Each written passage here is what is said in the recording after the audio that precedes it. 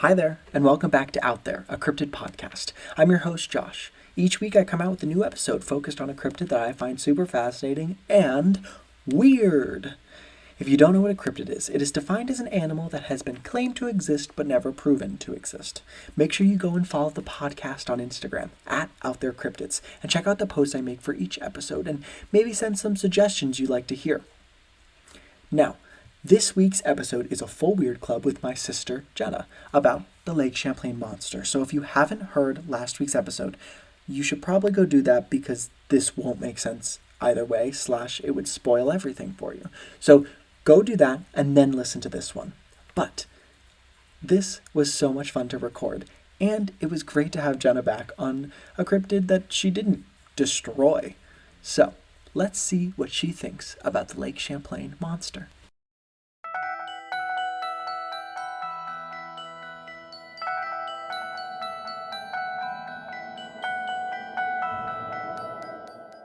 Okay, hi everybody, and welcome to the Weird Club segment of the show. My sister Jenna is back. What's up, Goyle?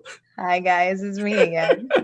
So we brought her back because last time we didn't have any good hard evidence. So this time we brought her back for one with all the evidence. It's a redemption story. It's a redemption story. We love a redemption story. Big comeback fans. We know you're a believer, even though you tore apart Hellhounds. So we'll skip that question. Thank you.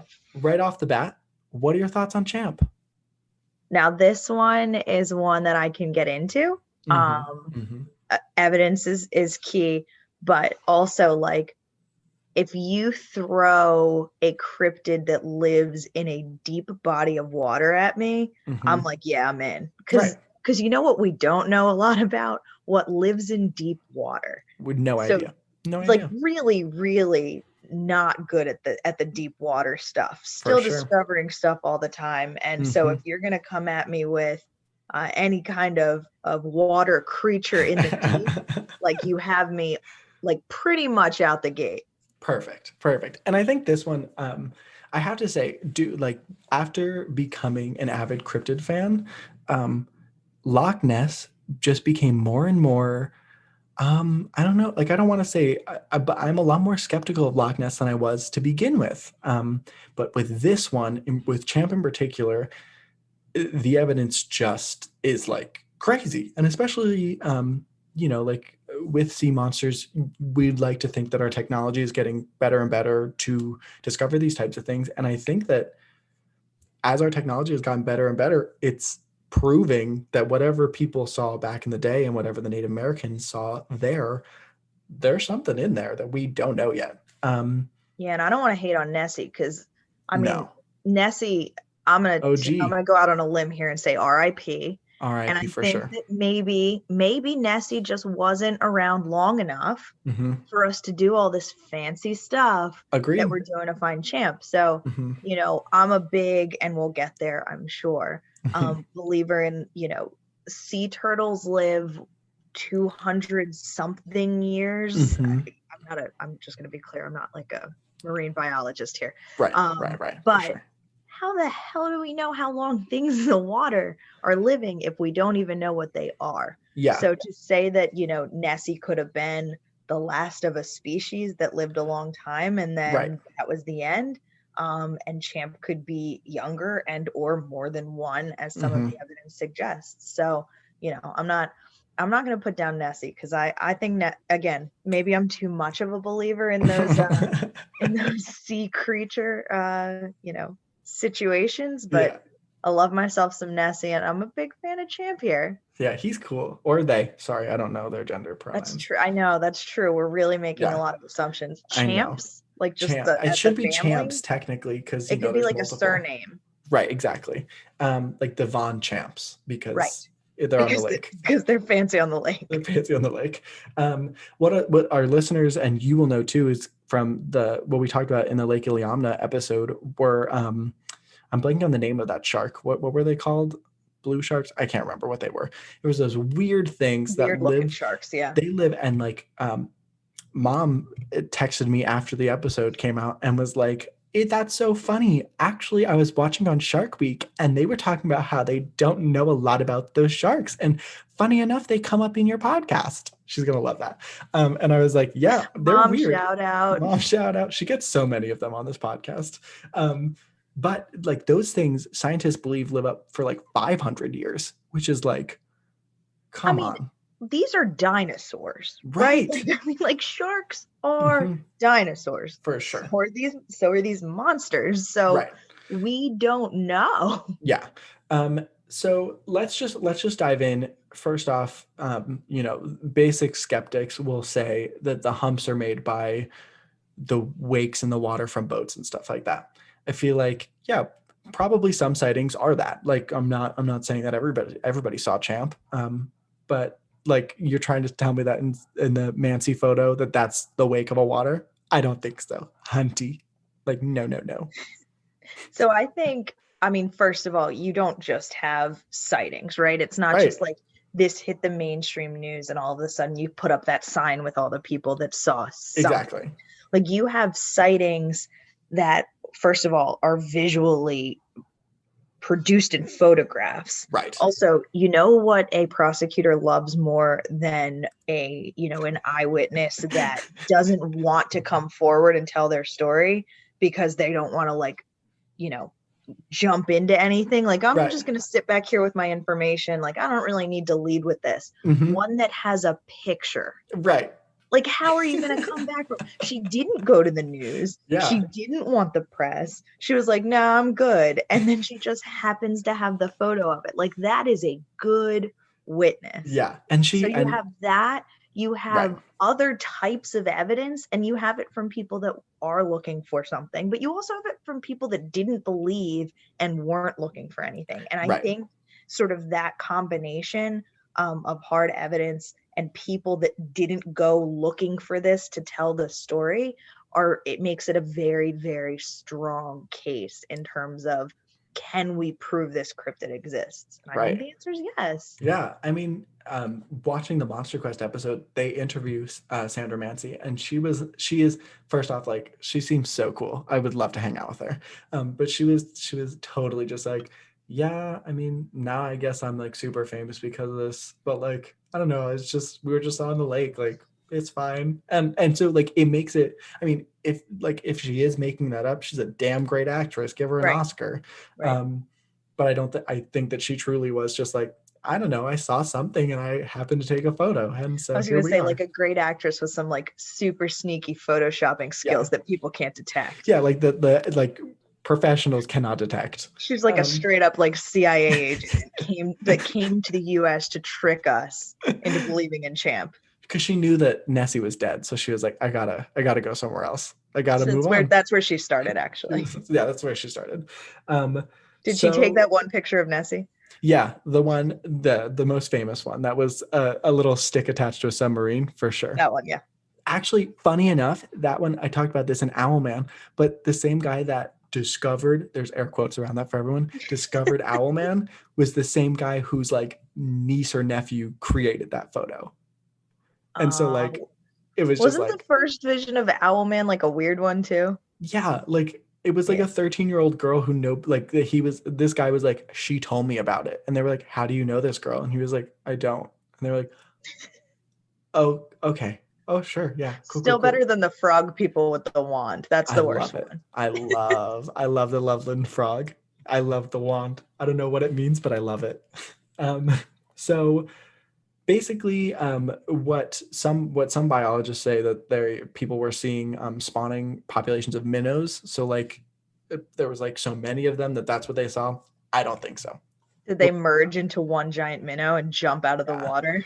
Like, I don't think it's not like the Finding Nemo, where the fish like make up the arrows and stuff. School, yeah. Yeah, I don't think that's what these minnows are doing. I mean, maybe, but like not suspended out of the water for a period of a couple minutes where someone can capture a photograph. They're all laying on each other, just like chilling. They're like, oh. Those would be the coolest minnows in the whole world. They really would be. They're lit. So now, since we're talking about the Mancy photo, there's something called the Radford analysis. So this guy who ironically, like in one of the first newspapers that produced this, I think it's called like the Skeptic Inquiry or something like that. But they were one of the first news media outlets to mass produce this photo. This guy named something Radford, I don't remember his first name because he was mean. But this guy named Radford basically like devoted his research and his life to proving that this was fake, and he didn't say like she made it up, meaning that it's just a misidentification. So what he said was that it was a tree stump that had floated to the water and then fell back down. He even made like a replica to show how a tree stump would look, and I'm sure you could Google it, and it yes, of course it looks like the photo, but he made the tree stump, so like of course it's going to look like the photo. But the thing to note about it is that logs, so like the log theory of it coming to the surface and then falling back down, is actually scientifically accurate. Not saying that that's what it was, but basically when the log is decomposing, it creates gases in the rotting of the wood, and it makes it more buoyant, but it's only for a brief moment. So basically, on Monster Quest, the way they showed it was that it could be on the surface for a couple of days, who knows how long, and then for a brief moment when the gas is too much, it'll rise to the surface, it'll stay there for a little bit, but once the gas is released, it'll sink back down. So basically, like people are saying that this could be what people are seeing, is these logs coming up to the surface, staying there for a little bit, and then falling back down. That doesn't account for when people saw it moving, or I guess for the log one, a tree stump in the water in the middle of the lake, that seems weird to me. I mean, stuff floats in lakes all the time. So many of the sightings have like very specific ways that it moved that are all pretty similar in nature. And I don't think that's the part of the story that's really sort of like widely publicized in a way that people are like, oh, I'm going to make this up and I'm going to also explain how different parts of its body emerge at different times. Like that's not really the part that ABC News is going to pitch. So like that seems like it's sort of an independent detail of sorts that people are more consistent in. Like a log is not going to turn its head. A log is not going to, like, each of them have something.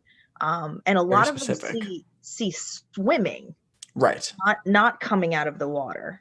I mean, so I think, is it possible that that's what it is? Sure.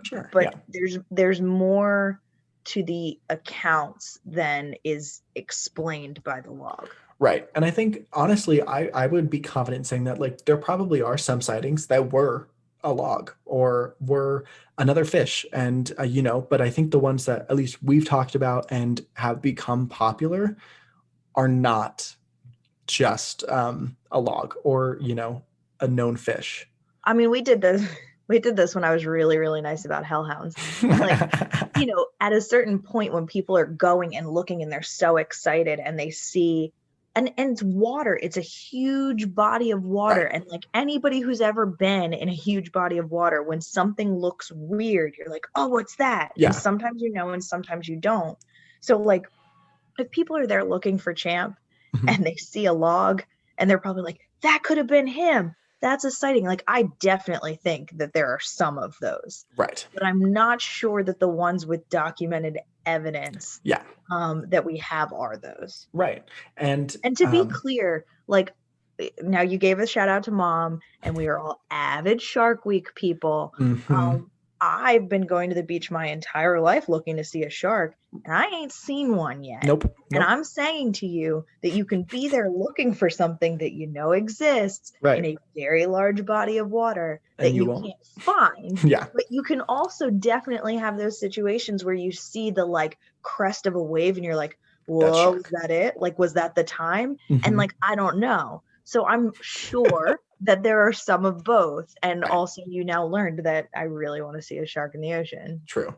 It's a dream. And it's a Champ. Dream. Champ too. Like, come on, show me. Show yourself. Quoting Elsa. Don't do it. Show yourself. I'm dying to meet you. Throw yourself. Honestly, it's a bop. It's a bop. I It's an won't say excellent anything song. more. I would Disney, say don't sue me. Frozen 2 did better than Frozen 1 in music, and I'm not sure that that's a popular opinion. I Into the Unknown, again, a bop, a hard bop.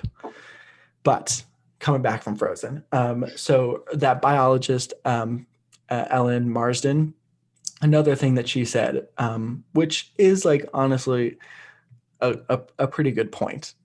Basically, she was like, if you do, so again, she's a woman that said 50, you need 50, at least 50 things. So basically, she was like, if you have 50 or 60 of these animals and they are as big as Champ is reported to be, then there should be a major food dent or like a dent in the food web of the lake. And she was like, we don't see that. I agree. But then I also have to say, if this thing has been in this lake for that long, then the ecosystem would have balanced itself out already. So whatever evidence they have right now is like because this thing is eating as much as it is. Or maybe it's also a vegetarian or something. You don't know. Like, why are you judging him or her or them? I'm not buying what this lady's selling. Like, she was also mean. I didn't like her. There have to be 50 of them for them to properly breed. It's like, okay, but what if they're improperly breeding? Or what if they're not breeding at all? Right. Like, first of all, we don't know what they're supposed to look like. So we could be like deep in the inbred kids of this. We just don't know. Like, maybe they could have been whales at one point and now they have these long necks. Like, we just don't know what happened to them. Right. But two, like, I don't understand why you think that this is a perfect, this is the perfect conditions. It's like, okay, well, maybe there's 3 of them, or maybe there's 1, and maybe there were 3 and now there's 1. Like, you cannot tell me that they are breeding. Like, there's no evidence to show that. Yeah. And another thing that like was brought to my attention honestly recently about like dinosaurs and stuff is like, we have to be like, as smart as paleontologists, archaeologists, as smart as they are, it's not like they were there during those times. So whatever evidence they're using is just a lot of context clues. You know what I mean? Like, I mean, hell, we thought that dinosaurs were reptilian and now they're trying to tell us that they had feathers.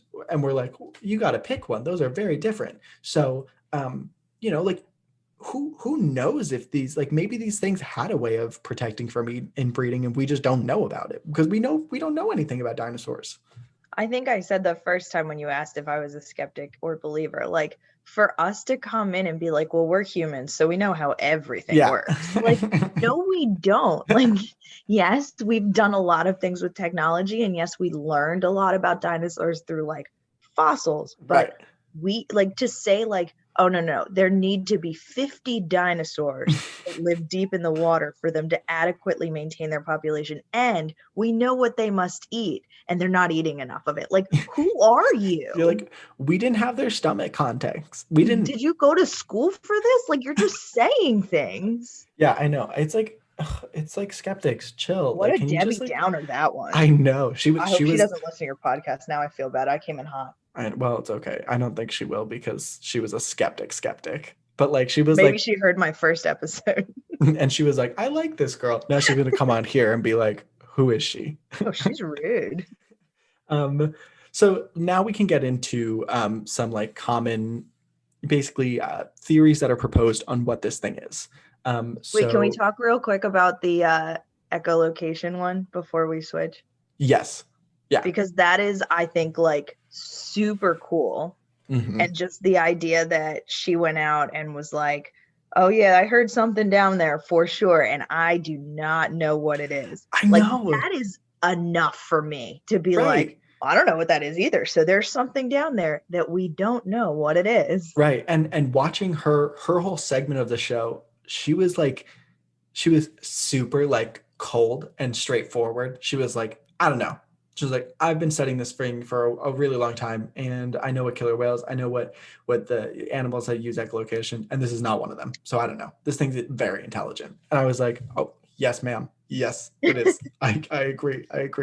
But I did think the thing that was interesting about that is that they used it in 3 different locations. Right.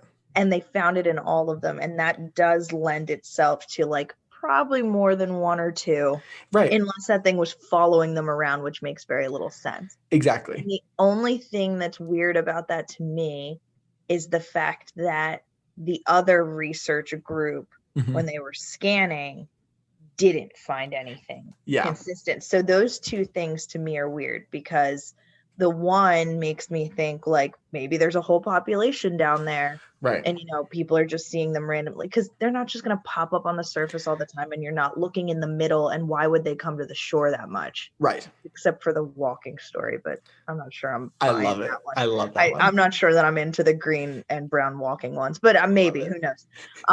But, those two things didn't really compute to me. Right. And I think that's interesting. And one of my questions coming into this was, had they scanned, and is there technology to do that? So I'd be interested. And I guess in the other one with the fan club, which inherently a little less reliable just from the gate. Right. But for them to have found something, I guess, sort of makes me feel a little better about that. But that one was very interesting. Yeah, and I think honestly, like, I mean, the way with the fan club one in particular, she said that had she have not have checked the footage the next day, she never, because they were just going, they were going home. And if people who are searching for Champ, if they were looking for this thing and then they accidentally found it, then someone who's just on their boat probably catches it all. Everybody catches it, but they're just not paying attention. And with the echolocation, or I guess with the scanning too, is what I'd be interested in is in that deep pit, if there's caves maybe that this thing lives in, or even. Not that I think this is possible, but I have no clue. Maybe there's a way out into the ocean, if there's if this was the ocean at one point, maybe there is a very deep crevice that goes all the way. I don't know. I don't know how it works, but that could make sense for if this thing is able to come in and out. And maybe this is, because we know with sharks and other species, they have breeding spots where they go to every time they breed. So, right. And some of the sharks can go from saltwater to freshwater, I think, temporarily. Yeah. So I guess on that note, we'll just move on to the next point. Let's move on. Which is misidentifications. So it was honestly kind of hard to figure out what the largest species of fish was in the lake. But it seems like the general consensus is that the largest species in the lake is lake sturgeon. Unlike our friends who are, what are they called? White sturgeon, I think, in the Arctic. These ones only grow up to about 7.5 feet long and weigh about 240 pounds. Thing about these things, they are pretty, unique, I think is a nice way to put it. They are also pretty ugly, that I think that we can rule them out pretty quickly because they are so unique that there's no way you can mistake that for anything something with a long neck per se. The only thing I think on them is if you just saw them kind of come to the surface, not out, but just sort of at the top. Right. The length of them, if you didn't see their actual weird face. Right. I feel like that could be a situation where you're what is that giant thing in the water? Because that's a big ass fish. Yeah. So whoa, that's a big thing in the water where I'm pretty sure I'm looking for a lake monster. So that definitely is it. And I could see that happening. I think probably in the earlier sightings, or it was very widespread, this probably would have been known to be a fish and not a monster. But now, I think going back to sort of that me pretending that I saw a shark in the ocean thing, when you're in the water and the water's moving and let's be clear, lakes are really murky. You can't see anything in the lake. So if you saw something kind of come up and go back down quickly, I definitely think that could lend to some misidentifications. Right. I don't think it's your big ones. Right. And it's definitely not what's in that picture. Yeah. And the other thing is, it definitely is not what the sea captain saw either, because he said the weirdest part for him was there was no dorsal fins. And this has a back dorsal fin, and the tail has 2 fins. But I mean, technically, I guess it still could have been because the dorsal fin is much further back on its back. But he said he saw it go under. I would assume someone that had been on the lake that many times Would know. is probably a little less likely to misidentify this. I can definitely see this being responsible for some misidentifications, but I think it's probably on the people that haven't been on the lake before, don't know what they're looking at. Yeah. The fishermen, Right. the boat captain, like They know. those are people that are not going to look at this and be like, that was definitely a sea monster. Right. And especially the fishermen who were making fun of it. Yeah. That just doesn't really make a lot of sense that they wouldn't chalk it up to, oh, that's a fish that we see all the time and are probably fishing for. For sure. The next one, which I think you'll love, and because I love it, is the long-necked freshwater turtle. Oh my gosh. I hope that's what people are seeing, because this thing is so cute. Look at that neck. It's so long. And it's Is it always turtle. Like that? Because I kind of feel that. Like, is it heavy? I don't know. Does he do any of them droop? I'm sure that they probably get a kink in their neck, and it's just like. Do they lift it up? Do they drag? I feel like his life is hard and it didn't need to be. What happened that made him evolve like that? Could he not reach his food? Maybe. Also, what is the shell protecting him from? That neck is 10 miles long. Yeah, I know. That's irrelevant. You can continue. Well, I mean, the good news is that this is definitely not what people are seeing in the lake, but I wanted to include it because it is so adorable, because this thing is only found in Australia. That was just to make me go off on how long this turtle's neck was. Yeah. Thank you. And they're not nearly as big. Their shells are up to 10 inches, but their necks can also be up to 10 inches long. How can you imagine that? Evolutionary fail. I don't understand it.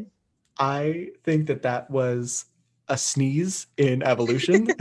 I think something happened that was not supposed to, and they're just kind of like, okay, it's fine. So it's like a whole species of those. That's just not an accident. Yeah. No, it's just like a whole thing. I thought they were so cute though, and they're there were so many pictures where they were just like, meh, and I was like, oh, good luck, little one. You're gonna get eaten pretty fast. You just threw a diversion turtle in there. This is irrelevant. But look at this turtle. Because it was brought up because somebody was like, well, in the Mancy photo, it could have been one of these because the shell is the thing and that's the neck. And I was like, you need to I don't know who it was. So I don't know why I get in that voice, but I was like, you need to sit down. Lift up that neck like that. Look at it. No, look at that thing. So floppy. Exactly. The next one.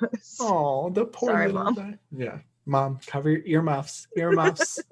The next one, which also is completely can't be true on many different levels, is that pink dolphin. It's pink. Yeah, it's pink. So there's that. But it's, and the woman in the woods very clearly said it was green and brown. Green and brown. She made it very clear. She also saw it on land. And she does not know proper English, even though she's lived at the lake all of her life.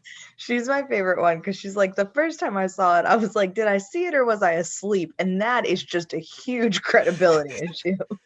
I'm sure she probably couldn't say. I also love to hit the bottle hard. I hear you, but you've lost me now. The second one with your mom, my mom also, well, that's not true. Yeah. My mom would support anything that you said.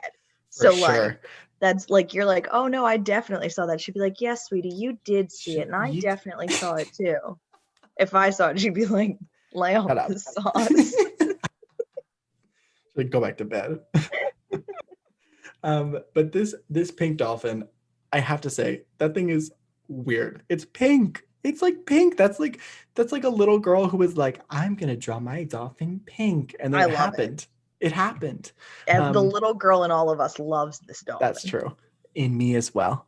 Mm-hmm. But basically, these things can grow up to 9 feet tall, or 9 feet long, not tall. And they can be up to 350 pounds, and they live in rivers and lakes, but they live in South America. So completely different climate, would not survive in the confident cold. in saying it's none of these things. Right. So those were like the biggest, and I included the dolphin, or the pink dolphin, because people said that if this thing is using echolocation, the most likely thing is that it was dolphins because of the way like the humps were. It, like, basically if someone saw two humps, it could have just been two dolphins, because they're a lot of times they go in sync with each other, which made it look like it was one moving thing. But anyway, it's definitely not that. Von Schnapsberg, echolocation lady, didn't she say that it was not a dolphin? Yeah, she was like, I've studied dolphins. This is not a dolphin, because No she dolphin. said it the most similar thing is the killer whale, and we can all hear the differences still. And also, you don't see those in that lake. Right. And she was like, we would know for sure.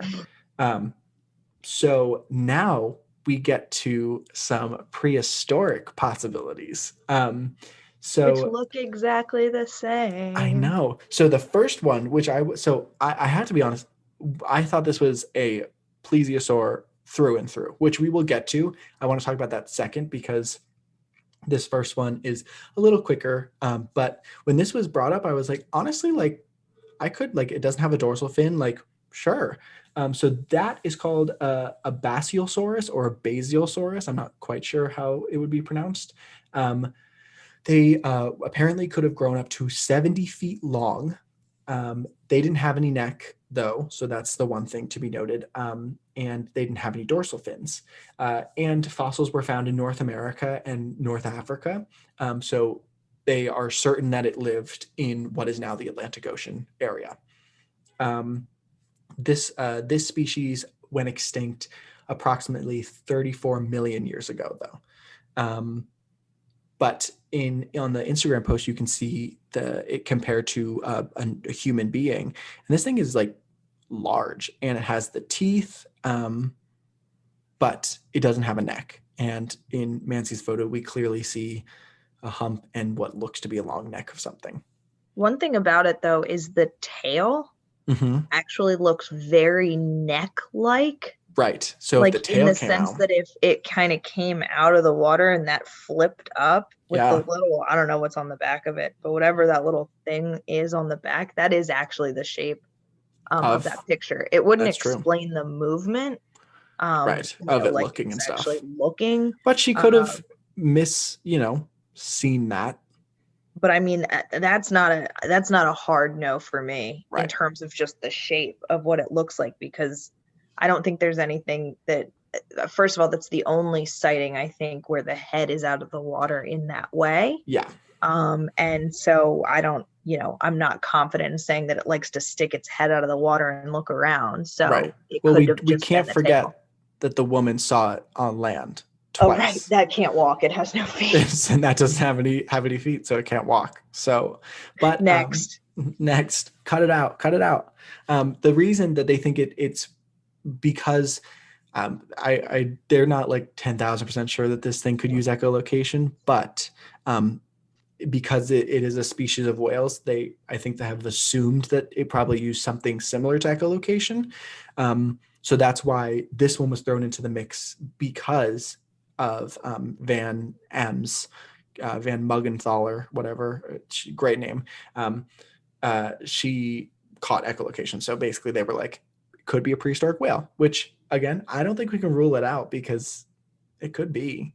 Well, and to think like that it's still, so we think it's extinct, right? I mean, that's what it says. I don't think we know things like that, but correct. However, like, I highly doubt it still looks the exact same way that it's fossilized this much later. I mean, evolution doesn't quite work like that.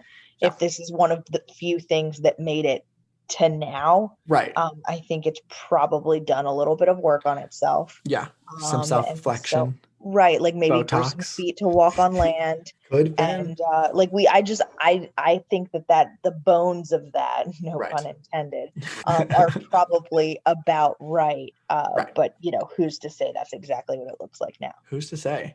I'm not to say. So then the next one is the plesiosaurus. Now, it should be noted that so I didn't know this at all, but actually within the plesiosaurus family, there are like a good like 10 or 12 different species of a plesiosaurus that just get linked with them because they look the same. So I think we can assume that this isn't a plesiosaurus per se, because plesiosauruses were actually only like 5 feet long. Like they were pretty small. So I mean there are so many different like subspecies that are much larger and have the same body type. So in the Instagram, it's called the Thalassomidion or something like that, is the one that closely resembled the size of what Champ is believed to be. So basically about plesiosaurs and their family is that, or at least plesiosaurs, they were believed to have gone extinct 65 million years ago, but remains have been found on every continent. So they believe that this thing or these things were just everywhere. They said that these things these things had lungs and not gills, which means that they would have had to come up to the surface for air. They came in many different shapes and sizes. The typical example had the long neck, a broad body, short tail, four-paddled like limbs. So the only thing, which again, we don't know these things, plus evolution, is that archaeologists believe that the plesiosaurs did not have the bone structure to hold their necks out of water for long periods of time. But evolution, we don't know. And then experts also say that they haven't found anything to believe that they used echolocation. But again, it's not like they had a brain, so it's not like they could, or we weren't there during testing the water to hear echolocation. We didn't quite have the echolocation technology before we existed. The cavemen are right? Oh yeah, definitely echolocation for sure, guys. While they're They'd playing have to with fire. self-report it through the fossils. Etching it in a stone. What would you say it sounded like? Like click, click. I don't know. I mean, I have to say, the way that people describe it, the way that Mancy's photo looks, it looks like this. And even in the ABC footage, which is weird, it looks like a broad body with a small snake-looking neck. Well, it's funny because I actually think in that video it looks super weird because I'm like, ew, it's such a flat little head. Yeah. What a flat little head on a it's not neck. as you would fun think you want it'd it to be. More you know how the snake's head comes out and it's all diamond shaped. Mm-hmm. But I was like, oh, it's such a little meh. And so that's exactly what this picture looks like. Yeah. It's got this big little sad body and then just flat head. And I feel that. I feel like that is, very similar to what I saw. And right. And in this, again, it could be, who the hell knows how these things survived until now, if they did. So the first one could have made it with the second one. I don't know. Yeah. I don't know what happened. I don't know what it looks like now, but this one is exactly what I had in my brain. Right. Despite the fact that I'd never seen anything other than the little head picture. Just the little head one. Yeah. Right. No, and I mean, we can see in this illustration that it's green. So again, going back to the woman who saw it on land. She was right. She's right with her first one. So I love her. I'm still holding on to her sighting. I'm holding on to it. Never let go. Ever. But again, I think truthfully, evolution could make all of these things possible. The way that the scientists explained it was that it wasn't it's not, apparently it wasn't the land just kind of shifted all in a minute and then just locked it off like a bridge. It takes time, obviously, because it moves slowly. But if there were even if there were 3 of them that got caught in there, that they were just too far, or they just were living their lives, whatever, and they were and then they were oh fuck, guys, did you guys see that they closed this off? Where'd our friends go? What should we do now? And it does make sense. I mean, we're here today. There are all these animals that are here today. So obviously evolution is smart enough and strong enough to withstand most things. So to say that something that got caught in there, and it was, it's either you die or you evolve. And it's well, and if it's something with lungs, does it matter? right. That's the other thing, I is that mean, like I don't know how that work. Like I think that it doesn't matter at that point, unless I would maybe like I would skincare assume routines, like I it don't know if you burns. Yeah, get I don't know how much of that would be like as relevant. Maybe it right. doesn't affect it at all, but that's something that's interesting. I do think that if they were needing to breathe the air, and again, like some, whales can hold their breath for God knows how long. Right. Like there might be some more sightings, but it does make sense as to why there would be so many sightings if this thing has Had to to. surface. Right. Because I mean, a lot of what we don't know about is because it can just chill down there and never comes up. Right. And honestly, if if it's smart enough to use echolocation, then it's smart enough to see humans as predators. And so once the lake probably got famous, it probably found secluded areas that it knew it could come up for air, or even maybe it figured out that it only had to bring like the tiniest bit of their head out to just breathe and then go back on, like and maybe in Mancy's photo we had just someone who was over being under the water and wanted to be like Ariel and just wanted to be where the I people knew you were. were going there. Who wants to be where the people are? She was like, I want to be where the people are. There was no way you weren't doing that in this episode. She Not a like chance. she like flipped her red wig too. She's like, I want to see. I think you're thinking about the pink dolphin. Oh snap! Yeah, sorry guys. Never mind. Episode canceled. Scratch Whatever. It's that. fine. Cut it. I'll just edit it out. It's fine. It's fine. It's fine. It's fine. It's fine. Yeah, I don't know. I think it's a plesiosaur or something along those lines. Yeah, I think that my position on things in the water is always going to be, I don't know. Right. I don't know what it is, but I firmly believe that it's something. Yeah. That's the thing. Like there's no way. I mean, like there are other sea creatures and some other things that I'm like, that could totally be a misidentification. Even with Iliamna, for like I could have believed that they were all seeing white sturgeon, and but there were other factors into it. But like with this one, there is I cannot imagine that this many people are seeing something that we know, and they're just like, oh my god, it's a seamount. Like, and then the evidence, no, I just think there's too much of You it. have evidence, you have witnesses who either didn't know or didn't believe Right. in this, and most of them weren't actually looking for the attention of even the one that I'm really being very mean to in the woods. Like she didn't even report the first one. No. So like these aren't people that, other than the fan club one, Right.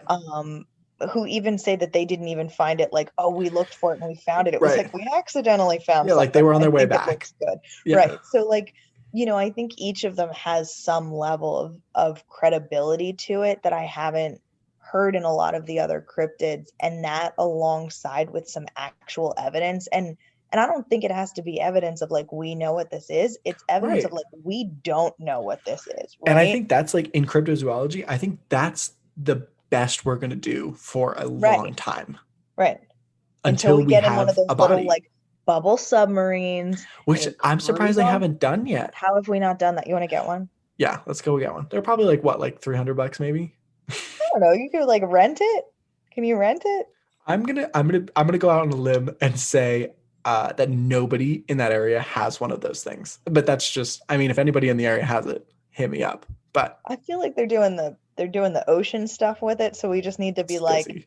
ocean's quiet today. Can we just hop in the lake? Actually the Titanic doesn't need, she needs to take a nap. So if you could just bring that over here. Thanks so much, guys. We'll take like 2 days and then you can have it right back. Like it's so chill. It's like so chill. But the thing is, on Monster Quest, they had like a group of investigators live on the lake and for like a week or something, because all the locals said, if you want to see this thing, you have to live here.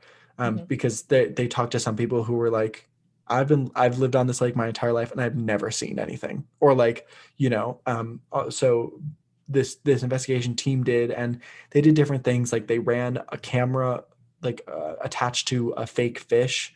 That would be perfect prey for whatever they think, but like they don't know Champ, so like maybe he's a vegetarian. Leave them alone, or a Are you vegan. just assuming all this information about Yeah, him? like, can you I don't guys like it. calm down? It's so mean. Ugh. Anyway, but they didn't catch anything. But they also the water is so murky that even if there was something like 20 feet away, you wouldn't be able to see it. Yeah, and I think that's actually a really good point. Like, you just can't see anything under there. Right. And if there's, at the bottom, if there are like caves or crevices or, anything that they can hide in or under, Done. like this might be the best they ever get. Right. And also that would make a lot of sense for echolocation, because it's not they can't see. like they can't yeah, like I think that for us to assume that they have like x-ray vision and stuff, no, I'm pretty sure like what we see under the water, they probably see like a little better, but I doubt that they're seeing like crystal clear things. Yeah, no, and that does make sense as to why they would use that. And again, that one's so compelling to me because she's not saying like, listen, I found this. She's just like, I found something. I don't know what it is. Yeah, and the fact it's that not a dolphin, it's not a whale. That's what exactly. I can tell you.